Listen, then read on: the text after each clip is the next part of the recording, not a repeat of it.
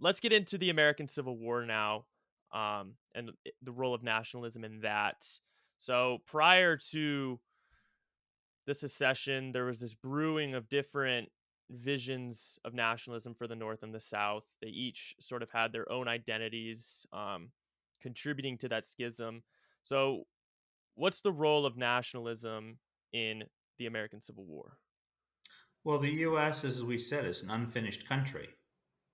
American nationalism is, in a large part, I know the Southern Unionists, but the reality is it's largely confined to the North.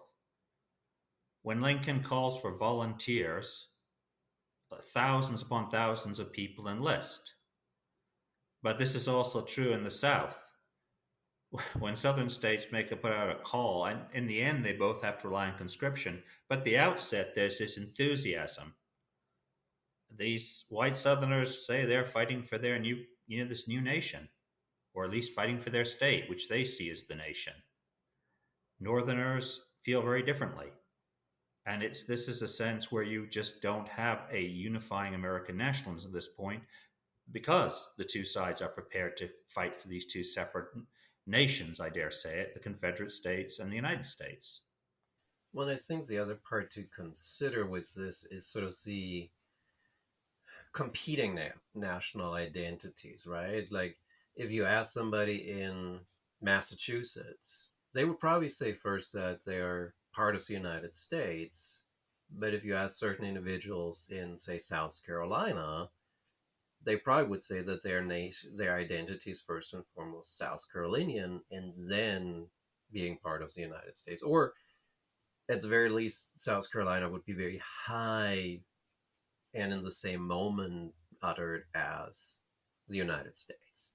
And that's sort of the challenge during this period, that we're not in the like turn of the century, like 1790s to 1800s, 18 teens anymore, where we kind of have three identities in the United States, right? The Northeast, old New England colonies, the South, and the West anymore, because the West has sort of been probably getting burned for this, but it's sort of been colonized by New England, the New Yorker community, and the South has sort of spread westward within the South. So we have like a North-South identity now, but the Southern identity has done a lot more over the last decades leading up to the Civil War than in other parts of the country, kind of formulating identity documents, doctrines that see it as separate, right? Like just saying it's a nullification crisis, and you get the Compromise of 1850, we get the National Convention, we get Kansas, Nebraska, and all of this again and again. You see Southern writers who are going and saying like, we need to think of ourselves as separate. We need to think of our rights that need defending, and they're much better. I hate to say it that way, but they're much better at kind of formulating that separate identity than the rest of the country is to kind of formulate what it means to be a United States, right? That's what Lincoln has to do in many ways, and the war has to do, kind of fuse the country together and kind of create a language that unites people in the country, even if there's still others, whether that's the Irish or the Germans or Catholics or Japanese or Chinese eventually in the West, but or Native Americans, of course, or African people. Um, but there is more of a union now. Yeah, for sure. I think that's such an interesting point to make when looking at this conflict, in specific, is all of the states and regions still had their own identities. Sort of see the Civil War as the unfinished business of the American Revolution. Because coming out of the American Revolution, we have the Declaration of Independence declaring ourselves an independent nation. We have a constitution that formulates a form of government that is national. The United States of government. We we are the United States of the government, as opposed to separate states having their own individual identities. So I do think that's very important. Why coming out of the American Revolution, after this independence movement, we have a national constitution? Why didn't this national identity develop then? Well, I mean, my best answer to that is the 13 colonies were quite distinct. I mean, if you look at Benjamin Franklin's autobiography, why he goes to London in it, okay? And he doesn't bother describing London to his readers at all. But whenever he visits somewhere in America, quite a bit of, particularly Philadelphia, quite a bit of time is spent discussing it. Because for colonial and even very early national Republic Americans, they all know what London is. That's the metropole, or it's the former metropole now. They don't really know. New Yorkers aren't terribly interested in Charleston. Much of the direction is coming from London. It's not coming from Charleston. And of course, the states themselves, I mean, this is just US History 101, obviously, are very different. I mean, Virginia's origins are completely different to that of New England's. And it's so you don't really have any. I mean, American unity, yeah, it's there in the war. Although don't forget, a large chunk of Americans. I mean, what was it? John Adams figured 1/3 support the revolution, 1/3 support the crown, and 1/3 just wait to see which way the wind would blow. Now, I know historians have disputed. I know historians have disputed what he said, but it's kind of interesting that one of the founding fathers comes and basically says, "Well, really, on 1/3 of the population wanted the break." So Americans are themselves, they're already divided. Then in the War of 1812, New England effectively almost secedes from the United States. It doesn't actually formally secede, but it doesn't actually, it basically tries to sit out the war because it's not in New England's interests as far as New England Federalists are concerned. So this kind of unity, it's actually less, to me, it's kind of interesting. The assumption is Americans will all come together. But you see, that's not what happened in Latin America. And I think in some ways it's more interesting why did the Americans come together in the first place, whereas the Latin Americans didn't. And don't forget, just north of the United States, there's a country called Canada, where all the Americans who didn't support the revolution went, uh, with all due respect to the French Canadians. So this kind of like, in some ways, the question should be, why did Americans unite, rather than that it should be assumed they would unite, even with the revolution, because the Latin American nations didn't. They all dissipated into their own body politics. I'm going to take that a little differently and do a real world kind of a worldly example. Like the place I'm living at right now, there's actually 4 houses and 13 units of apartments. Okay, kind of like the 13 colonies. Actually works perfectly. I just made that out of my mind. And I know, and I'm good connected to about half of the residents or half of the people. I have at least 4 neighbors that I've never talked to, that I don't know their names. I don't know what they do. I don't like we work for the same place, but I don't know what they do within this. So it's sort of like what you have in the 13 colonies, right? You ask somebody in like upstate New York, what's Charleston, South Carolina, or what's Savannah, Georgia like? They would be like, I don't know. Right? So the interests are different, right? There's like 3 in this apartment complex who are pretty much exclusive English speakers, and then you have the others who are not, who are like some of them probably are not very good at English actually. So I think that's a good example to consider is that we as people sometimes don't know each other. Even though we live right on top of each other, we don't necessarily talk with each other. We don't engage with each other. And the revolution forced some of that engagement. But then you look at a place like Rhode Island that is just, all right, we're independent now. I'm going to boycott everything, right? I don't show up for anything. I don't want to deal with with the Constitution's ratification. Oh shoot! Now everyone voted but me, but it takes effect for me too because that's how they designed this thing. So it's sort of like, yeah, like it. I I agree with Duncan that when you look at it, it's not a very unified place. It might, from our perspective today, in sort of a patriotic way, seem very unified, but it's a very disjointed region. Like even within the states, from upstate South Carolina to the Piedmonts, to the coastal plains, right?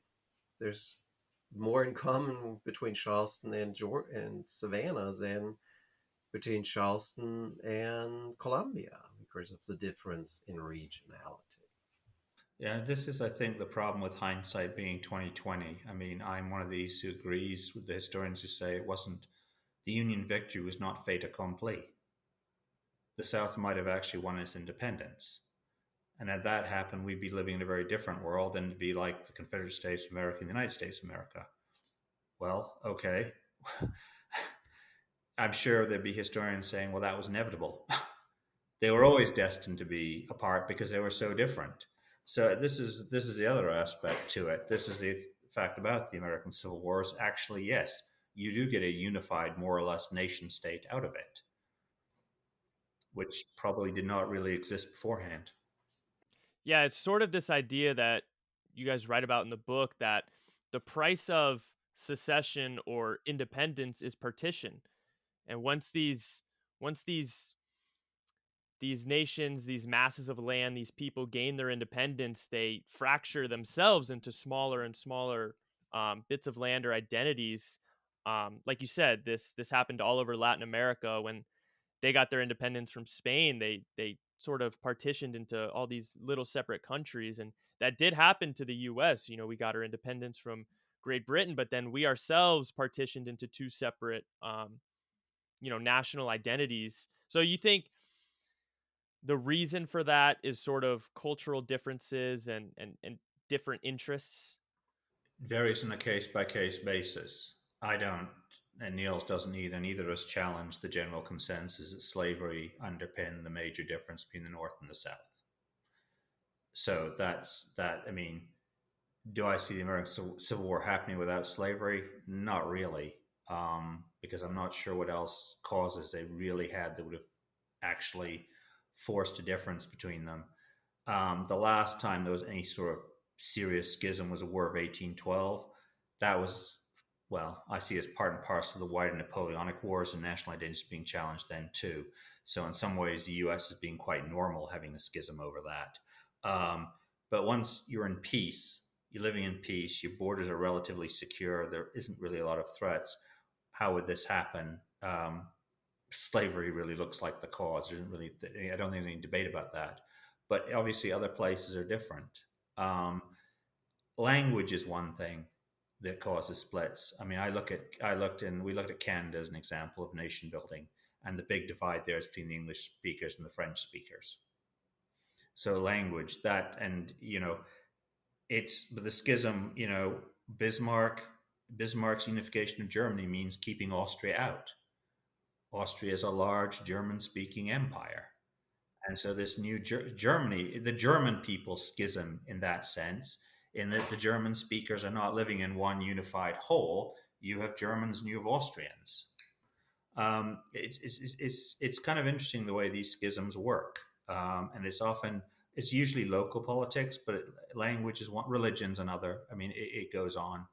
Yeah, no, I think you're spot on. It really depends, right? Like I was thinking of like my go-to example, Hungary, but you could even think of Italy, right? Like southern Italy and northern Italy being so different from one another, and eventually you have that civil war in the south because there's all these locals there that think that they are owed something, that they should be more part of it, but like, there's language barriers within Italy, right? That they don't understand each other well.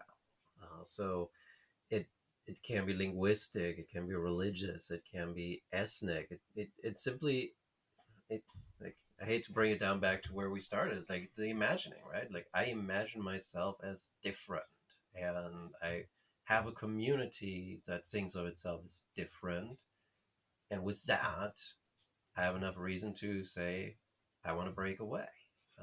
Whether that is imperial or even within a nation state.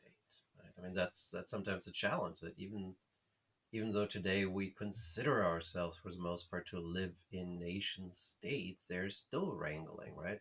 Like you ask the Scots, they will tell you they are not part of of Britain. Or you'll ask the Catalonian people, and they will be like, "Nope, I do not want to be part of Spain." Right? And I don't speak Spanish; I speak Catalan. And then, of course, in Canada, Quebec has a national assembly, even though it's just a province. So, yeah, it's depends where you go. I mean, it's there, it's real.